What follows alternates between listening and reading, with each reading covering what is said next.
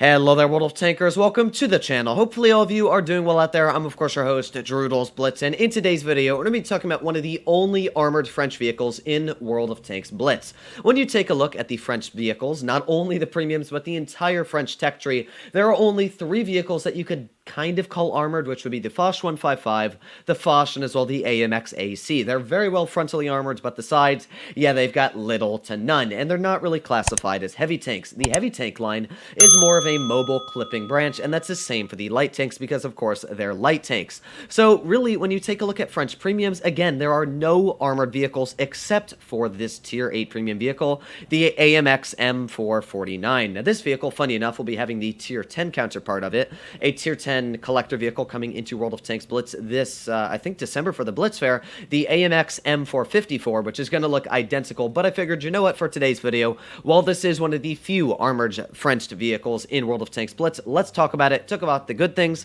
and as well the bad things, and suit it up with some live gameplay. So first of all, what is good about the AMX? Well, it's got a very, very nice gun. It's got 4 seconds of aiming time, which is decent, 0.335 dispersion again, not too bad for a Tier 8 heavy, and the penetration is through the roof for the standard at 244 millimeters, and the same for the premium at 276.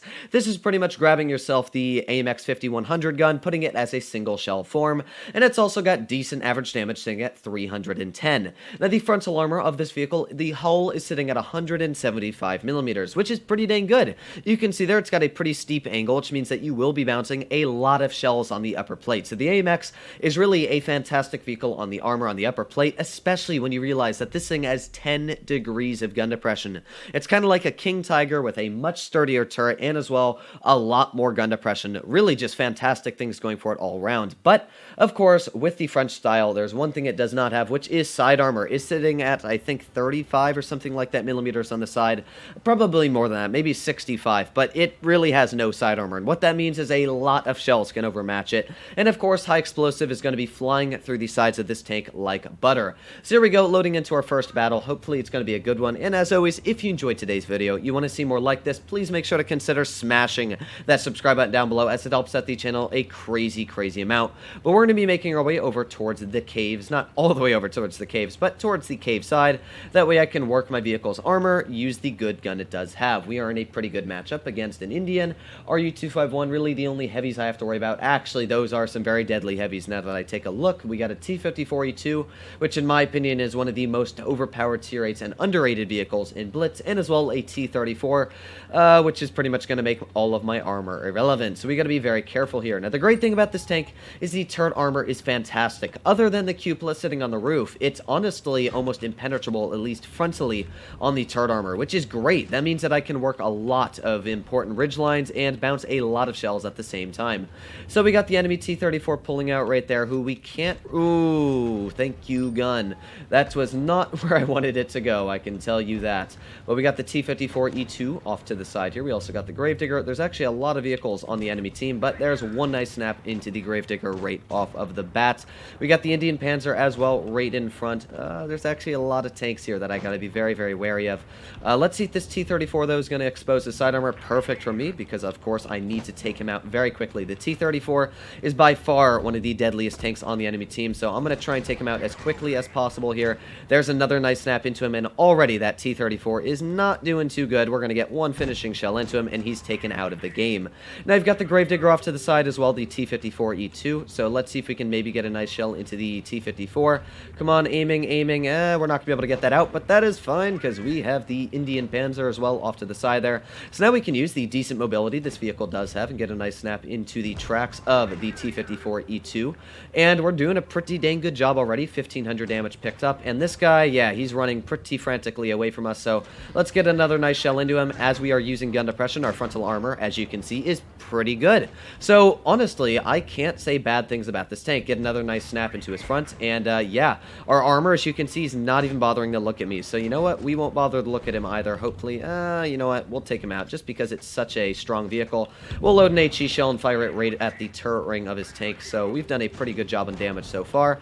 And hopefully we should be able to get another nice snap into the Gravedigger's turret here. There you go. A little bit of a low roll again. Man, these low rolls are coming out non-stop on this Gravedigger, but overall, 2 nice shells into him, and we are going to come out with a victory here pretty dang easily as well. So you can definitely see what makes the AMX strong is not only does that frontal armor, as you can see, have a couple bounces on it, but at the same time, it's got a lot of hit points because, of course, it's a heavy. It's got good mobility, and it's got really, really good accuracy as well. It's honestly got the whole shebang for a heavy tank in Blitz. Now, it is a little bit outdated on the frontal armor. I can say it's kind of like the old Tiger 2, where it's not necessarily the strongest. Oh, what was that HE doing? But it still does get a lot of good bounces, as it is in general. So let's just see if we can get one final shell into the RU using our auto aim there. And that was about a 2,600 damage game, actually 2,700. Sadly, our 2 shells in that RU did not like me too much at the beginning. But yeah, pretty dang good game for the first battle, 60,000 credits.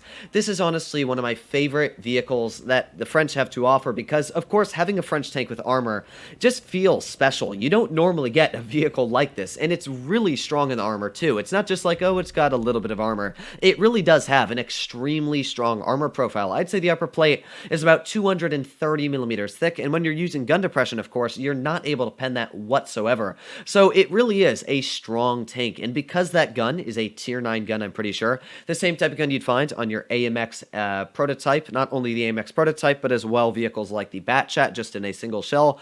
It's really a nice gun that you would find on a tier 8 heavy tank. You know, it's got the DPM as well. I think it's sitting at, how much DPM are we sitting on the AMX? It's got, yeah, 2,162. And of course, because I am running calibrated, if you were to swap on gun rammer, you'd probably be sitting at around 2,300 damage per minute, which is actually enough to contest most tier 8 medium vehicles, so pretty dang nice there. I will say though, the AMX does struggle against tier 9 opponents. Not sure if we're going to get a tier 9 match. It's not awful, other than where, oh gee, that actually is bad. I take it back. 2 mil 1s, T28 Defender, and a VK 100. Oh gee, oh, and the E75, don't forget that one.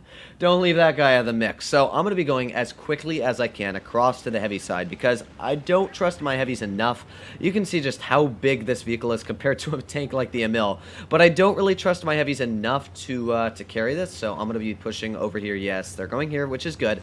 I need to use my decent mobility, the 42 kilometer per hour top speed, or I think it's 40 or 42, something like that, to get across here without being shot. Looks like it actually goes 40 forwards, but still, that's pretty dang impressive for how big and heavy this tank is. But there you go, just getting across safely. So the main guy, of course, I want to take out is the E75, but at the same time, there's a lot of death on the enemy team. We've got the T28 Defender, we've got the E75. Honestly, just a lot of no, to be fair. But there you go, nice bounce right on that turret. You can see the frontal armor on this tank is good.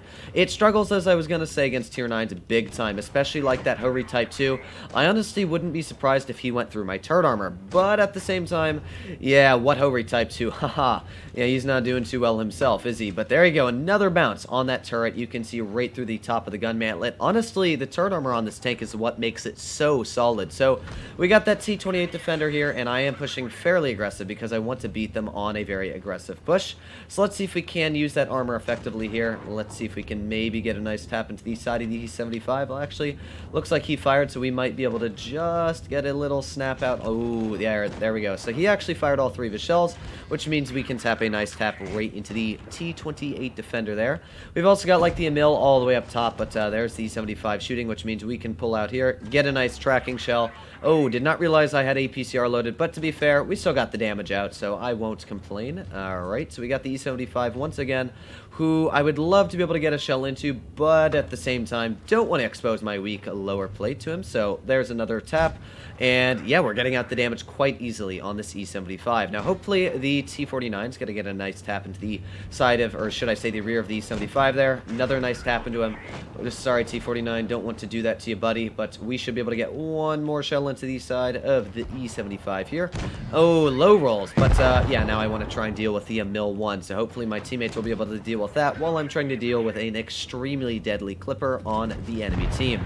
So here we go. We did get penned in, I'm actually not sure where we were penned, to be fair, but you can see when you're tall, there's a big advantage you get because you look down on frontal armor. Even with my standard shells, I have plenty of pen to get through the Emil 1, and even if I didn't have the pen, we easily would be able to load premium and still pen him every time. So there you go, 2 nice standard shells right through the Emil, and my teammate getting that finishing shell. So that was a 3,000 damage battle, and you could see once again again, that the armor on this tank is pretty dang good. Tier 9s, yeah, they're going to pen through it. But even then, if you use that turret armor correctly, the turret on this tank is like 390, 400 millimeters thick. It's insanely thick when you think about it. And what that means is you can really bounce almost any shell you think of in the turret. I love the AMX. It's a really solid tank.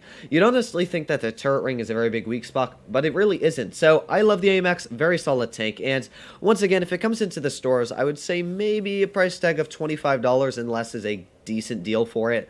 It's definitely been power crept a little bit on the frontal armor, but one fantastic thing I always say is that penetration never gets worse.